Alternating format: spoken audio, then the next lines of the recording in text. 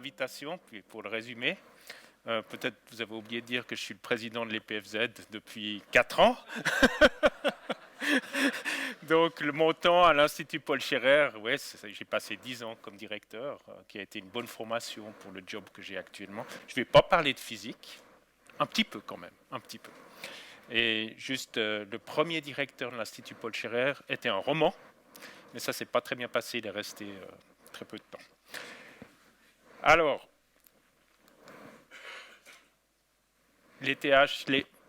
premièrement, qui connaît l'ETH Zurich? Qui connaît l'EPFZ? Voilà, il y a plus de mains. Donc, c'est un des problèmes auxquels je suis confronté régulièrement. C'est que on dit ETH Zurich, ETH Zurich, EPFZ, et puis quand on parle en anglais, on devrait dire Swiss Federal Institute of Technology, mais on dit ETH Zurich. Et donc, confusion totale, donc on n'est pas très connu, mais malgré tout, une université qui est quand même pas mal dans les rankings. On a 24 000 étudiants, quelques prix Nobel, dont un qui a rejoint l'ETH depuis Genève l'année passée. Et on a été fondé en 1855. Et le message peut-être que j'aimerais donner maintenant, c'est de dire que l'université, notre université, a une seule mission. Et cette mission, c'est de servir la société. Après, on le fait avec différents moyens. On le fait par l'éducation, on le fait par la recherche, et on le fait par les transferts de technologie, les transferts de connaissances. Et ce que je veux vous démontrer, c'est un peu ce que nous avons mis en place à l'EPFZ ces dernières années pour avancer, pour remplir cette mission du mieux possible. J'ai oublié de dire, je voulais dire au début que je suis toujours extrêmement content de revenir à Genève, naturellement. En plus, Saint-Jean, c'est là où j'avais le dentiste, donc j'ai quelques souvenirs. Mais j'ai grandi au Grand Lancy, et donc, évidemment, Genève reste toujours très proche dans mon cœur. Et je vais vous montrer aussi ce que j'ai entrepris en tant que roman à Zurich pour essayer de rapprocher un peu plus Zurich et Genève. Et donc, on a lancé quelques initiatives, je pense, qui sont assez intéressantes et qui relient un peu avec ce que Blaise, ce que vous avez présenté tout à l'heure. Donc, d'abord, l'EPFZ fait partie d'un domaine qui s'appelle le domaine des écoles polytechniques. Il y a 6 institutions dans ce domaine. L'EPFL et 4 instituts de recherche, dont l'Institut Paul Scherrer, que j'ai dirigé pendant 10 ans.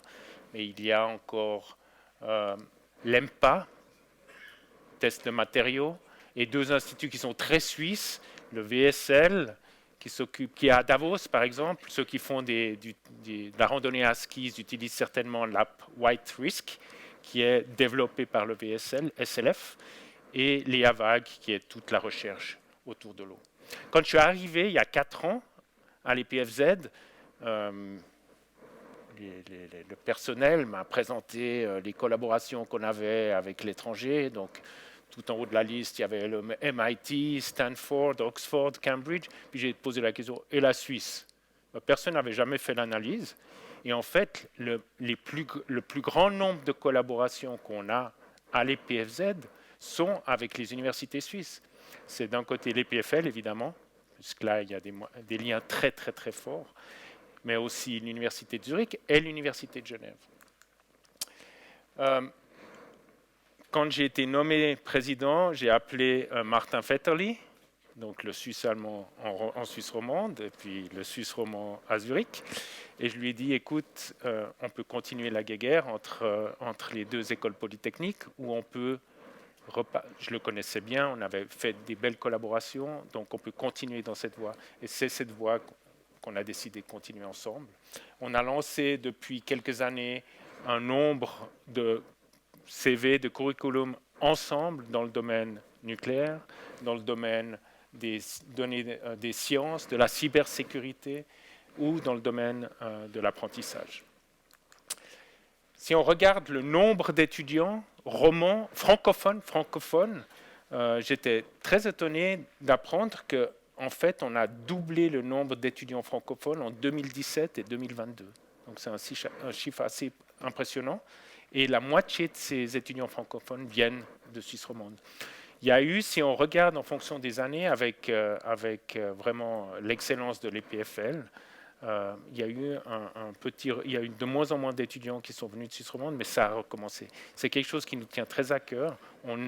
Les deux écoles polytechniques sont des écoles fédérales, donc on a ce rôle d'établir un lien entre les différentes parties de la Suisse. D'ailleurs, vous voyez que le supercomputer à Lugano, il est géré aussi par les PFZ, donc on a un lien avec le Tessin. Maintenant, quelques chiffres. Le nombre d'étudiants à l'EPFZ a doublé en 20 ans. Donc si on fait les calculs, c'est une progression de 3 à 4% par année, chaque année, sur 20 ans. Malheureusement, le budget fédéral n'a pas suivi. On le voit, 44% de plus de financement fédéral, ce qui nous a poussé à développer des voies alternatives.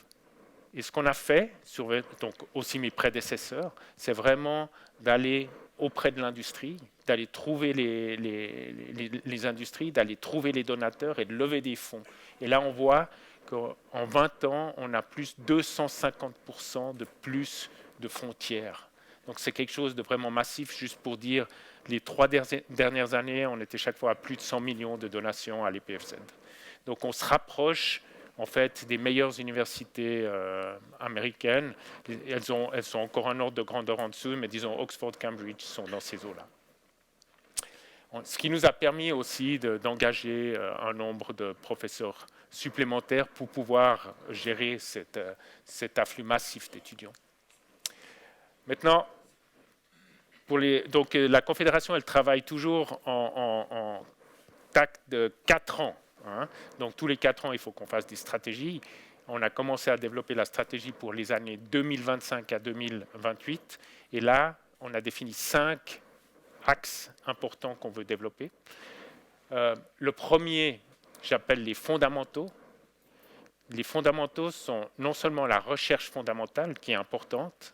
En Suisse, on n'a rien d'autre en fait que nos cerveaux. Si on veut avancer avec l'innovation, il faut qu'on investisse dans ces domaines-là. Mais aussi, quelle valeur voulons-nous développer pour notre université?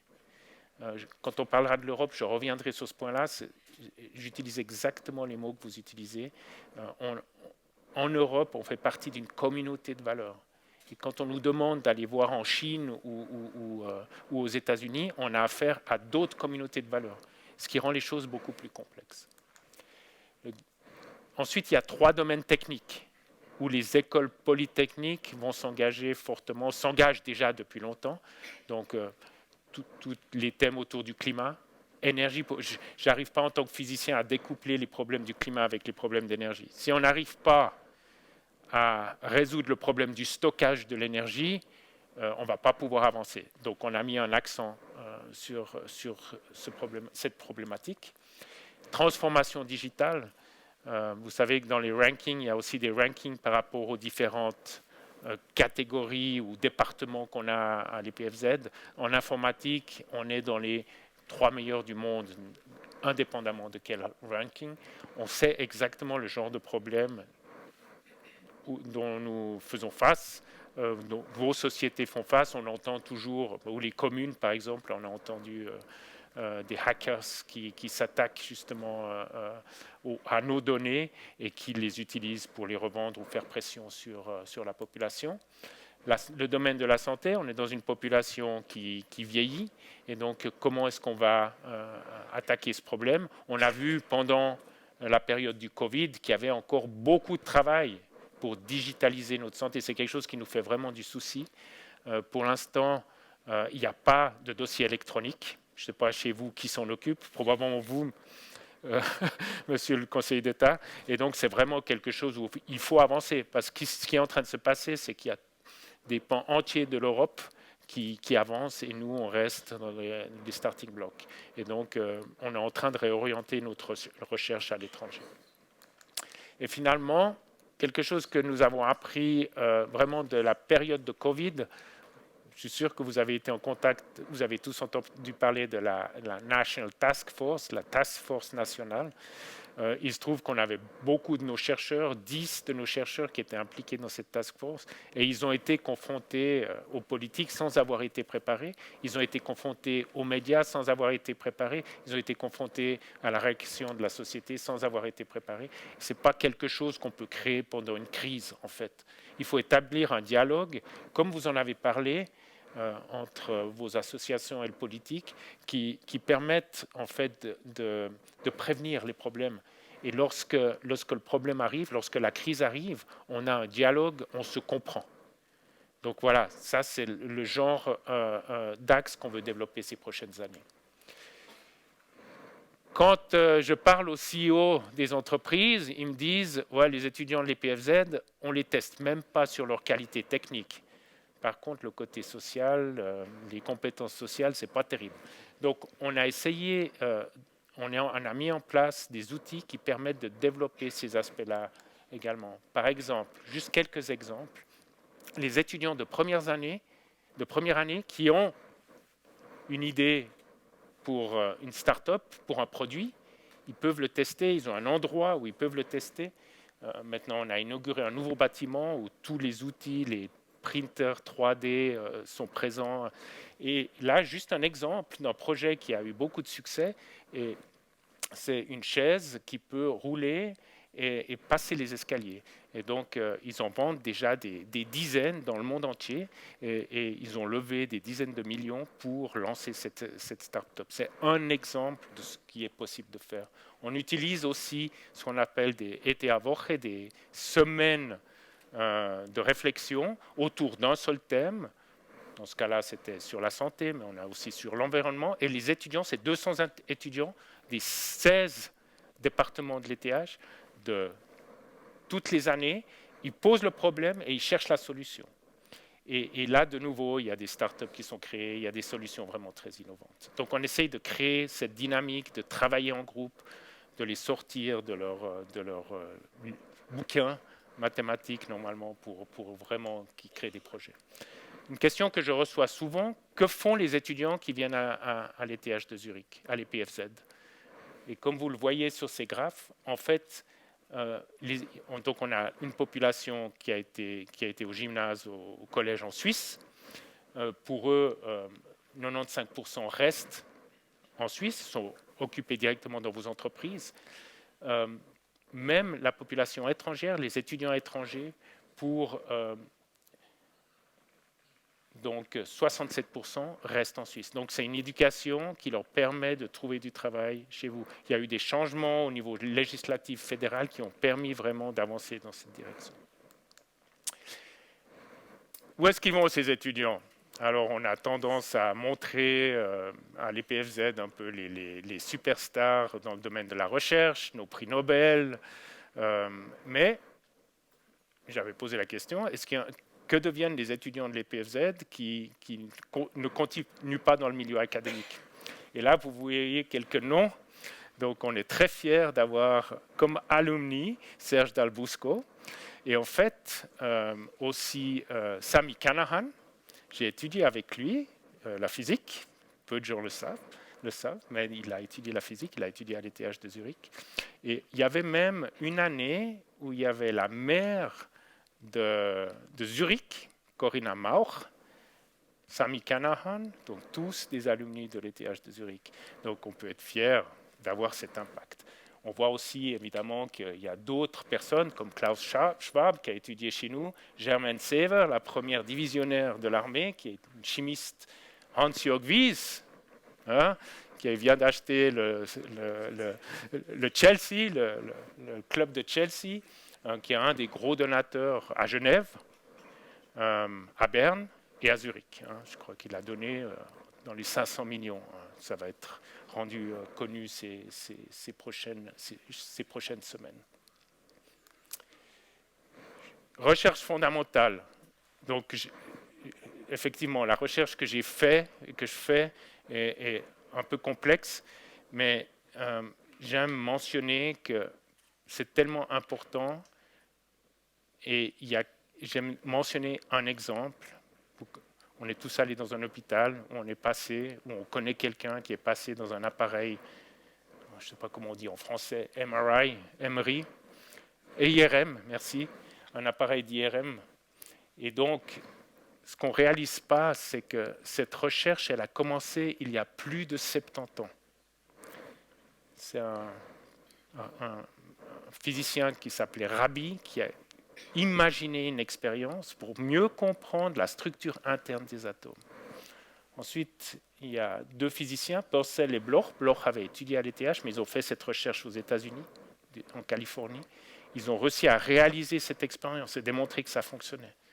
Et la même technologie a été reprise par Richard Ernst et Kurt Wüthrich, 2 professeurs de l'ETH de Zurich, de l'EPFZ, qui ont reçu le prix Nobel. Et ils sont à la base de ces appareils que nous avons dans les hôpitaux. Donc peut-être 2 leçons de cet exemple. 1, le temps qui est parfois nécessaire pour aller de la recherche fondamentale à l'application. Bon, là, c'est extrême, hein, on parle de 70 ans. Et deuxième chose, les prix Nobel sont aussi bons pour des applications.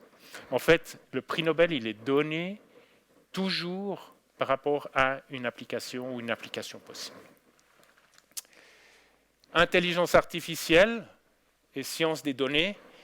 Donc là, quand je suis arrivé à l'EPFZ, j'ai visité tous les départements, les 16 départements, et il y a une constante qui est revenue encore et encore, c'était que tous les chercheurs, ou la moitié des chercheurs, utilisaient l'intelligence artificielle pour analyser les résultats de leurs recherches. Et donc, j'ai demandé au vice-président de recherche de créer un centre pour que ce soit visible, aussi pour attirer les contacts avec l'industrie. Donc, depuis 2 ans, on a ce centre. Plus de 100 professeurs de l'EPFZ participent à ce centre sur 500. Donc 20% de nos professeurs participent, sont directement occupés par ce genre de problème. On a un nouveau bachelor avec plus de 1200 étudiants de toutes les facultés et 640 étudiants pour un master. Donc c'est le record absolu qu'on a eu à l'EPFZ. Ça montre aussi l'attente qu'il y a de ce domaine-là. Avec l'EPFL, on a créé un centre qui s'appelle le Swiss Data Science Center, où on a vraiment des spécialistes, des professionnels qui travaillent à proposer des solutions pour les chercheurs du domaine des écoles polytechniques, pour les industries qui sont intéressées. Donc c'est un appel.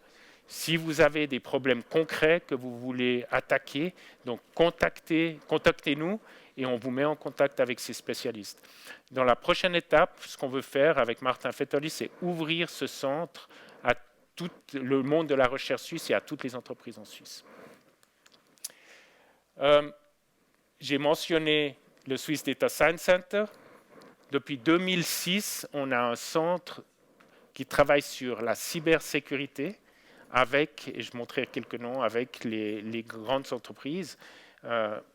N'importe qui peut venir, poser son problème, on cherche des solutions ensemble. Okay.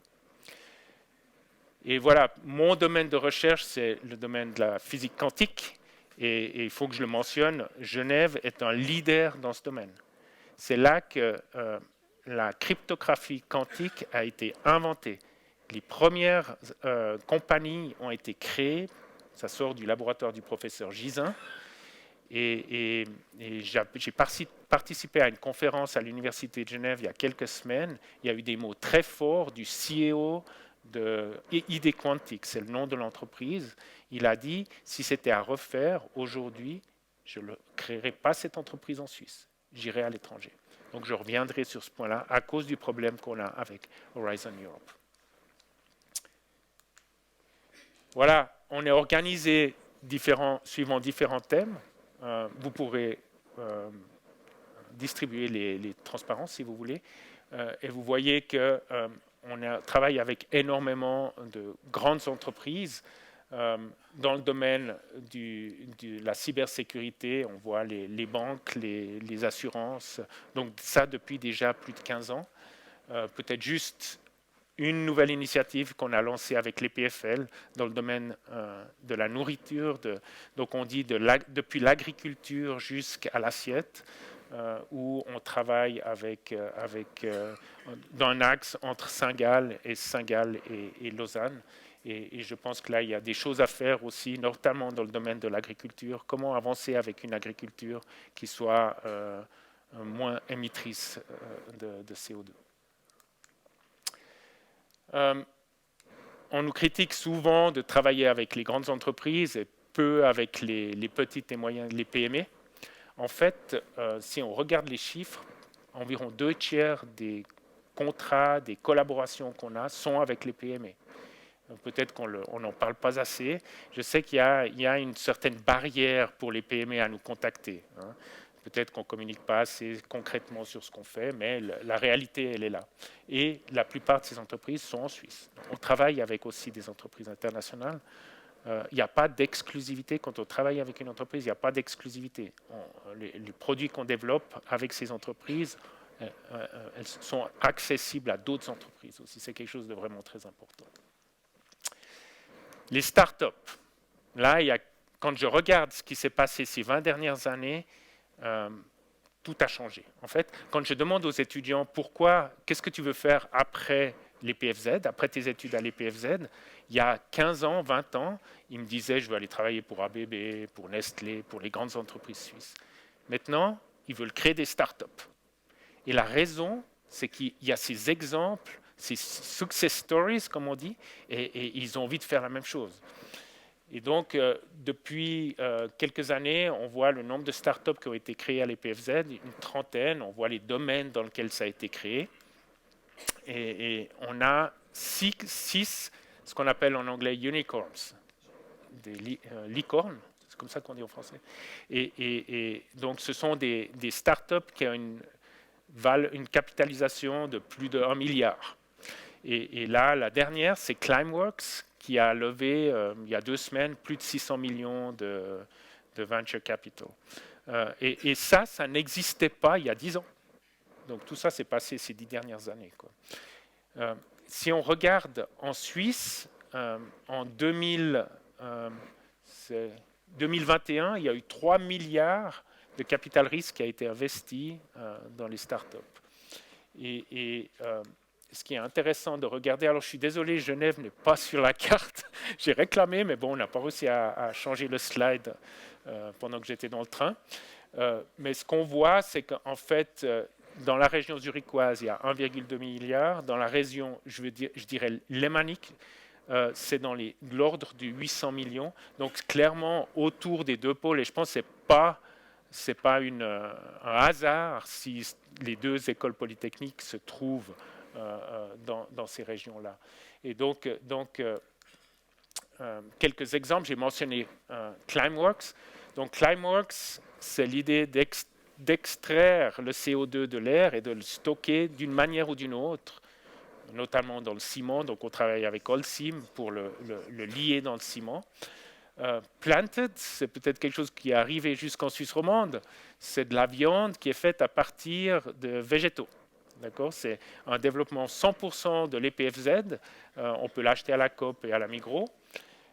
Et la troisième entreprise qui s'appelle Synelion, qui est quelque chose qui est en train de démarrer très très fort. Lufthansa, Swiss et d'autres entreprises sont en train d'investir dans cette compagnie. À partir de l'air, on peut créer, donc à partir du CO2 et de l'eau qu'il y a dans l'air, on peut créer un fuel qui sera utilisé pour les avions. Donc il y a une expérience pilote qui est en train de se faire en Allemagne et en Autriche, et on va voir ce que ça donne, mais ce sont des entreprises qui sont vraiment très prometteuses. Il y a un sujet dont j'aime parler, c'est la sécurité de l'Internet. Actuellement, si vous envoyez un message de Genève à Zurich, on ne sait pas par où il passe. Il peut passer par la Russie, il peut passer par la Chine, avec tous les risques qui existent d'être lu, réintégré, et on le reçoit, et ce message, il n'est plus privé du tout. D'accord ? Donc, 3 professeurs chez nous d'informatique ont développé un concept, un d'eux est un haut-valaisan, donc il appelle Sion, le projet, Sion, et ce nouveau protocole permet de prédéfinir le chemin à utiliser par les messages, mais de manière dynamique. C'est-à-dire que ça change de manière continue, mais dès que le message suit une route différente de celle qui a été prévue, tout est arrêté et le message est détruit. Donc c'est un protocole extrêmement puissant. Ça peut devenir le nouveau protocole international. On travaille à ça. Et ça a été repris déjà par... le premier qui a utilisé ce protocole, c'est la Banque nationale suisse, qui l'utilise pour ses échanges avec les autres banques nationales, dont la Fed. Le groupe SIX a décidé de l'implémenter comme un standard pour les échanges entre banques. Et ce qui est plus intéressant encore, ça c'est sorti, ce n'était pas prévu, mais on a vu qu'on pouvait travailler dans différents modes. On peut choisir la sécurité, on peut choisir la rapidité, ou on peut choisir de réduire l'empreinte CO2. En introduisant une latence dans le système, donc l'information va passer plus lentement, mais elle va choisir des chemins qui permettent de réduire en fait la consommation d'électricité pour les serveurs qui sont utilisés. Donc c'est quelque chose qu'on a présenté aux industries, elles ont trouvé ça naturellement fascinant parce que tout le monde veut aller dans cette direction. Voilà. J'ai parlé du dialogue avec la société. J'ai parlé des challenges qu'on a rencontrés pendant le temps du Covid, mais on veut aller au-delà. En fait, si on regarde, et ça c'était un peu mon analyse en ayant grandi à Genève, j'ai dû apprendre, à l'époque il y avait 17 organisations internationales, je me faisais régulièrement punir par la maîtresse, donc je devais les apprendre par cœur. J'ai appris que maintenant il y en avait 40. Et donc à Zurich, c'est intéressant, personne n'est au courant de ce qui se passe à Genève et de l'importance de la place internationale de Genève. Donc j'ai établi ces liens et le premier projet que nous avons lancé, c'est avec l'EPFL et la Croix-Rouge internationale. En fait, ils sont venus nous trouver, Peter Maurer, et il nous a raconté, donc ça c'était en 2019, et il nous disait on va avoir des problèmes immenses dans les camps de réfugiés avec la sécurité des personnes. Comment les protéger? Est-ce que vous pouvez nous aider à développer des technologies? On a vu que récemment, ils ont eu un vol de données massif qui est un réel problème parce que la Croix-Rouge internationale fonctionne sur la confiance des gens et des États. Et donc, s'ils perdent cette confiance, ils ont un gros problème. Donc, par exemple, ce protocole SIAN que j'ai mentionné avant est implémenté maintenant dans des camps. Ça, c'est aussi une histoire pour moi assez émotionnelle. Quand vous vous rappelez, au début du Covid, on n'était même pas sûr d'avoir assez de respirateurs en Suisse. Donc, on a lancé des programmes pour créer des respirateurs simples, d'utilisation, rapides à produire, mais j'avais mis une condition, j'avais dit il faut que ce soit non seulement pour la Suisse, il faut que ce soit pour le monde entier. Parce que si la Suisse a un problème, il y a d'autres parties du monde qui auront un problème encore plus grand. Et donc on a créé ce respirateur qui a été produit en Ukraine. Okay. J'étais avec Madame Sommaruga, quand elle a fait sa visite présidentielle, elle m'a invité, puis on commençait la production en Ukraine. Et donc j'ai été là-bas, on est allé jusqu'au Donbass, je portais le sac de la conseillère fédérale parce qu'il faisait tellement chaud. Et donc c'était incroyable de voir à quel point la situation, elle était déjà, donc on parle de plus de 2 ans, hein, elle était déjà complètement pourrie en fait, parce qu'on voyait des chars russes, mais les Russes disaient on n'est pas là. Donc la question que je me pose, à quel moment on a raté vraiment au niveau international les discussions pour déescalader la situation. Plus récemment, on a lancé ce nouveau laboratoire avec l'Université de Genève qui s'appelle Science in Diplomacy. Comment amener des outils techniques pour certaines négociations dans les organisations internationales? En fait, si on regarde, l'ONU n'arrive pas vraiment à débloquer les conflits. L'Organisation mondiale de la santé n'a joué aucun rôle pendant le Covid. Et l'Organisation internationale du travail, vous pouvez peut-être en parler. Donc, et ça, c'est une idée qui est venue du secrétaire d'État Michael Ambul, qui a fait les négociations, notamment sur les bilatérales, et qui est alumni de l'ETH de Zurich et qui est professeur de mathématiques quand il a fini son mandat comme secrétaire d'État. Et il a lancé cette chaire de Science Diplomacy, de négociation diplomatique. Ils ont eu des cas très concrets à discuter, qui étaient très intéressants dans des zones très conflictuelles du monde. Et je me suis dit, mais non, il faut qu'on continue. Maintenant, il est parti à la retraite, il faut qu'on relance ce programme, qu'on continue ce programme, et on le fait maintenant avec l'Université de Genève. Finalement, un endroit où on n'est pas du tout présent, l'ETH de Zurich, les PFZ, c'est l'Afrique. Donc on a lancé depuis cette année un programme d'engineering au Ghana. Et peut-être que vous avez lu récemment, Martin Fetterly, moi-même et M. Guy Parmelin, le conseiller fédéral, on était en Bulgarie. Et là, c'est un peu les conséquences de la situation avec l'Europe où on doit développer des initiatives bilatérales avec certains pays européens. Je ne veux pas passer trop de temps, mais on a aussi nos problèmes. Les universités sont, je dis souvent, une IPFZ, c'est une entité hyper démocratique. Hein. Tout le monde sait mieux que le président ce qu'il faut faire. Donc c'est aussi très dur de faire des réformes. Donc on a lancé un programme très important qui vient de la base, où 600 personnes sont impliquées directement, plusieurs milliers indirectement, où on pense l'université du futur.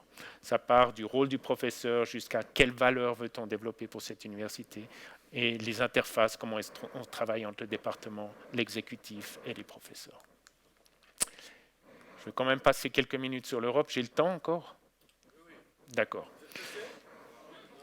Donc, si on regarde la situation de nos contrats, hein, on a plus de 9000 contrats dans le monde entier et une grande majorité, plus de 5000, sont directement avec l'Europe.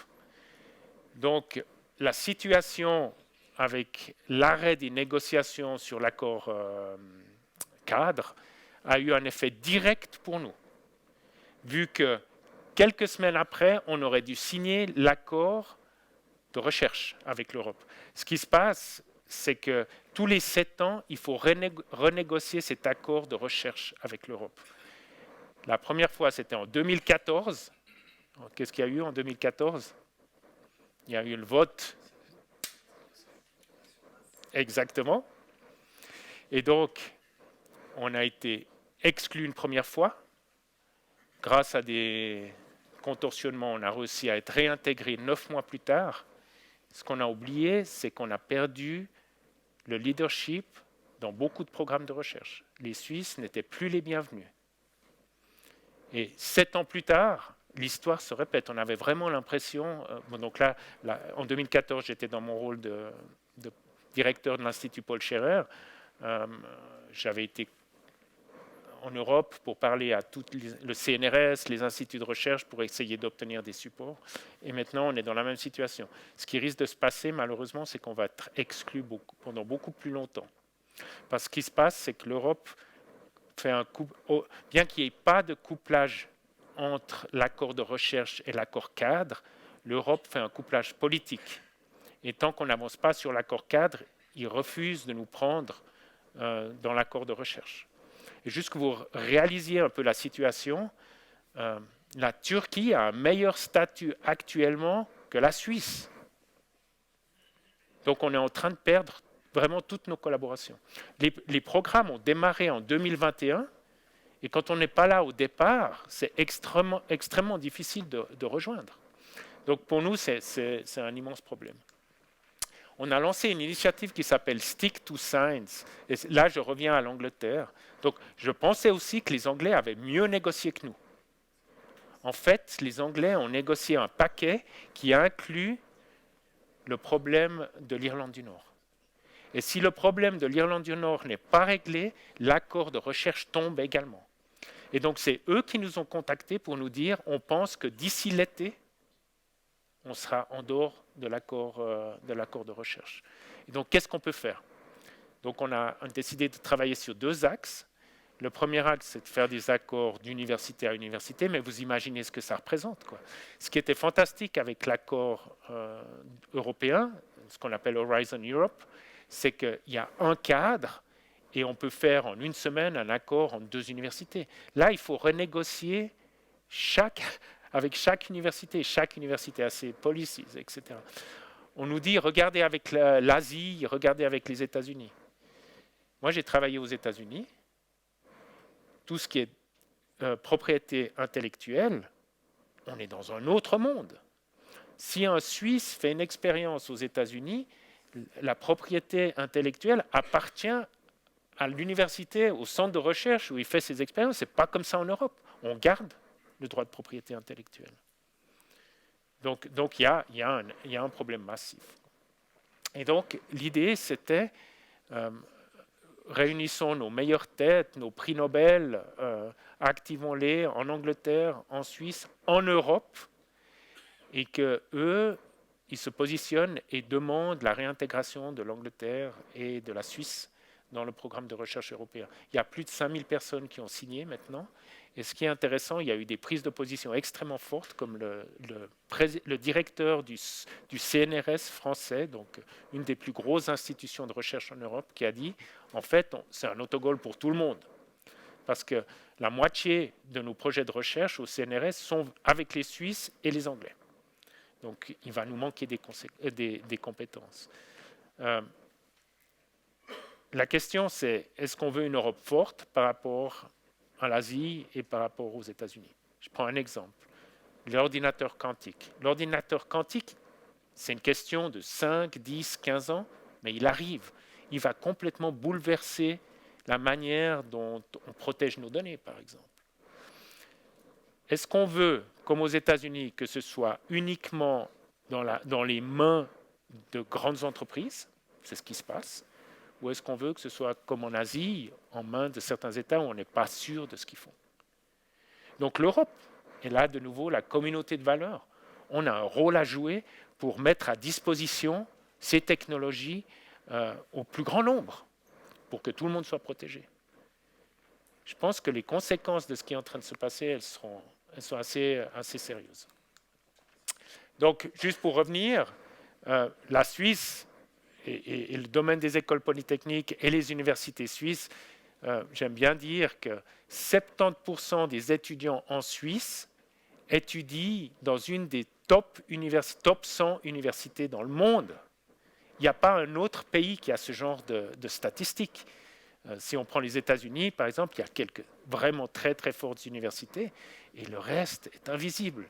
Donc on a un système éducatif qui est extraordinaire. Et ce système éducatif, il fonctionne parce qu'on est ouvert sur le monde, on recrute vraiment dans le monde entier. Chez nous, c'est 70% de nos professeurs, on les recrute vraiment à l'étranger. On est autonome, il n'y a pas d'intervention pour nous dire dans quel domaine on doit faire de la recherche. Et on a un financement solide. Et chacun de ces piliers, c'est comme un tabouret à trois pattes, hein, chacun de ces piliers est important et on est en train de les affaiblir. Et donc, les conséquences, ce ne sera pas nous qui vont les vivre, ce sera les générations futures. Souvent, on pense que je défends l'école polytechnique fédérale de Zurich ou les PFL, mais non, pas du tout. C'est la société suisse qui va subir le choc. Et avec ça, je suis désolé, je ne suis pas trop positif, mais je vous remercie pour votre attention.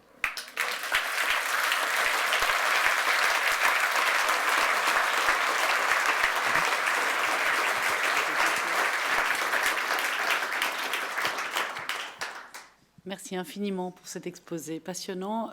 Pour des questions d'horaire, on va peut-être prendre 2, 3 questions maximum, puisqu'il nous reste encore quelques points à l'ordre du jour. Est-ce qu'il y a une question?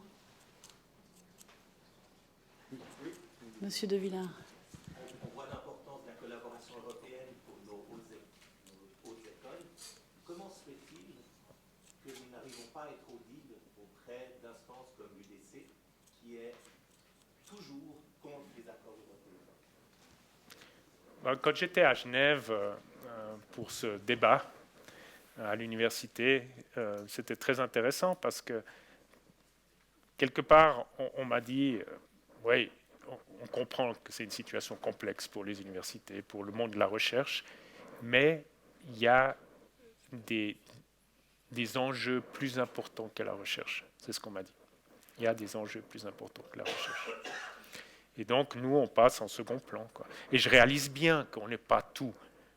Je veux dire, je réalise bien que dans la population, c'est difficile à expliquer pourquoi la recherche de base est tellement importante, pourquoi on travaille en réseau, pourquoi un chercheur de niveau mondial, il vient en Suisse parce qu'il a accès à ce réseau aussi. Et donc, on a de la peine à communiquer. Moi-même, je dois faire attention quand je m'exprime parce que je me rends compte, ça déclenche des passions incroyables, quoi. J'étais étonné. Chaque fois que je mentionne le mot Europe, je reçois de la... Ouais. Enfin, et je suis étonné de voir des fois, en une nuit, des milliers de messages haineux. Le professeur, il n'a rien compris, il faut venir... Ouais, c'est délicat, quoi. C'est quelque chose de vraiment émotionnel. Et peut-être un sujet qui me fait vraiment du souci, c'est d'observer ce que j'avais observé déjà aux États-Unis quand j'y étais. Donc j'étais à la fin des années 90, quand juste je suis reparti quand Bush a été élu. À l'époque, je trouvais que c'était une catastrophe. Et donc, il est devenu la référence, hein, pour les républicains. Et donc, il y avait déjà à l'époque cette séparation entre ceux qui croyaient à la technique, à la science, et ceux qui... Je veux dire, j'ai aucun problème qu'on mette en question ce que nous faisons. Hein. Pas de problème pour ça. Mais qu'on refuse même d'écouter nos explications. Et donc, cette séparation, je l'observe en Suisse. Elle est en train d'arriver. Et ça devient de plus en plus important. Donc, comment relier le lien avec cette partie de la population qui est très sceptique? Je parle du vaccin, par exemple. J'étais halluciné d'apprendre qu'il y a 30% de la population qui refuse de se faire vacciner. Apparemment, on a mal communiqué. On a développé ce Swiss Covid App avec les PFL. C'était un truc incroyable. Je ne sais pas si vous vous rendez compte de ce qu'on a fait. On a développé le premier protocole au monde qui a été accepté par Google et Apple, et ils ont modifié leur système opératif de leur téléphone, ce qu'ils ne font jamais, pour implémenter ce protocole. Ça a été repris par l'Inde, l'Allemagne, tout le monde, et en Suisse, on ne l'utilise pas. Ça a été une catastrophe, quoi. Et donc voilà, donc on a un problème de communication, puis je pense qu'on est responsable aussi. Je pense que on communique trop sur nos résultats dans nature, science, etc. Et on oublie que pour arriver à ce résultat, il y a des tas de petits pas qui sont intéressants. Un senseur qu'on a développé, je ne sais pas si vous êtes au courant, mais tous les senseurs qui mesurent les accélérations dans les téléphones sont produits par une entreprise suisse. Et donc... start-up de l'ETH, mais bon, c'est égal. Et puis, donc il y a des exemples comme ça, mais on ne communique pas assez sur ces points-là. Donc, il faut renouer ce dialogue, et c'est pour ça que j'ai mis cet accent vraiment avec le dialogue avec la société. Merci beaucoup. Est-ce qu'il y a encore une question? Monsieur. Michel Barrault, bonjour. Bonjour. Félicitations. Et je voulais savoir, la recherche dans le domaine de l'hydrogène, je sais qu'il y en a pas mal qui se font à Sion, mais aussi à Zurich et à l'EMPA et aussi au Potsdam Institute. Vous pouvez nous en parler un petit peu. Ouais. Et qu'est-ce que vous pensez de cette recherche sur l'hydrogène? Est-ce que c'est vraiment l'avenir de la mobilité? Oui, j'y crois. Donc, j'étais l'avocat de l'hydrogène pendant tout le temps où j'étais directeur de l'Institut Paul Scherrer. Je pense que c'était trop tôt. Ce qui est en train de se passer, c'est une vague qui arrive. Parce que si on regarde, il faudra bien qu'on installe les panneaux solaires sur tous les bâtiments. Donc, on aura de l'énergie qui sera produite au mauvais moment. Et donc, si on ne résout pas le problème du stockage, et je l'ai dit, hein, et pour moi, la manière la plus efficace, c'est de la stocker sous forme chimique, hydrogène. Et après, avec les piles à combustible, on reproduit de l'électricité au moment où on en a besoin. Donc ça permet d'avoir ce qu'on appelle ruban, merci. Voilà. J'ai fait mon éducation technique en allemand et en anglais, puis je n'ai jamais les mots en français. Et maintenant, comment le faire? Parce qu'il faut une infrastructure pour distribuer cet hydrogène, pour la produire, l'hydrogène. Elle ne se trouve pas dans l'air, hein, c'est sous forme d'eau. Donc il faut d'abord dissocier l'eau en hydrogène et en oxygène. Donc il faut toute une infrastructure qu'on doit construire. Et peut-être que la première étape, c'est de passer par le méthane. Parce que l'hydrogène, si on le combine avec du CO2, on crée du méthane.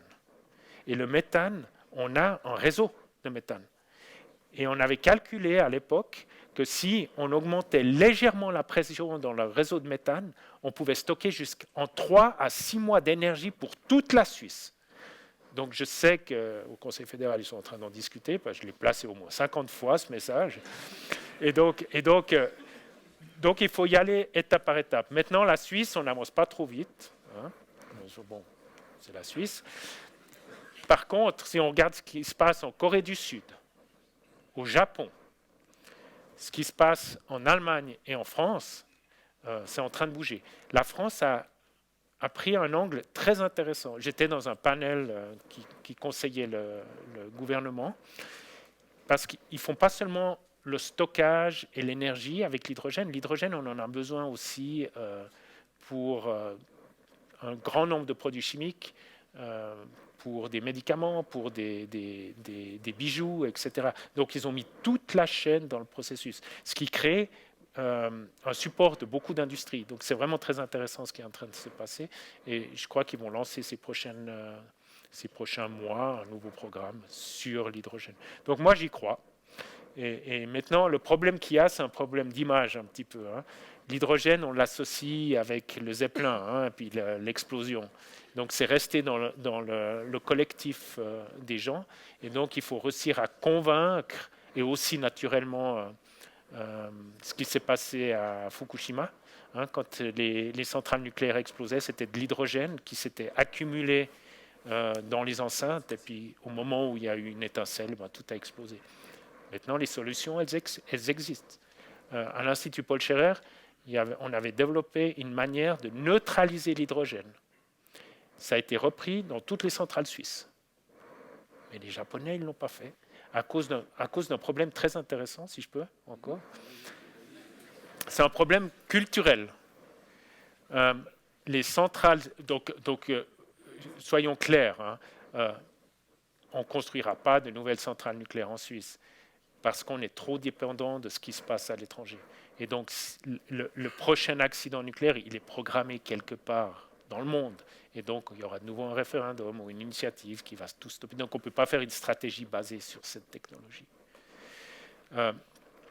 Mais en Suisse, on a toujours un système où les centrales sont continuellement, de manière continue, améliorées, remises en état, etc.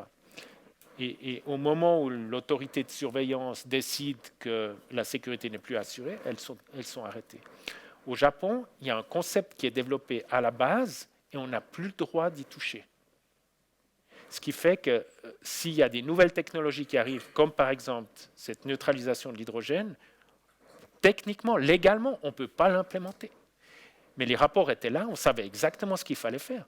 On savait qu'il fallait, par exemple, mettre les générateurs de secours sur le toit des centrales et pas en bas, au cas où il y avait un tsunami. Et ça n'a pas pu être fait de manière... Bon, problème culturel, quoi. Donc c'est vraiment très intéressant quelle voie on décide de prendre avec les conséquences qu'il y aura. D'accord. Enfin, ce sont des sujets qui m'intéressent. Je ne sais pas si c'est politiquement correct, mais... Merci infiniment.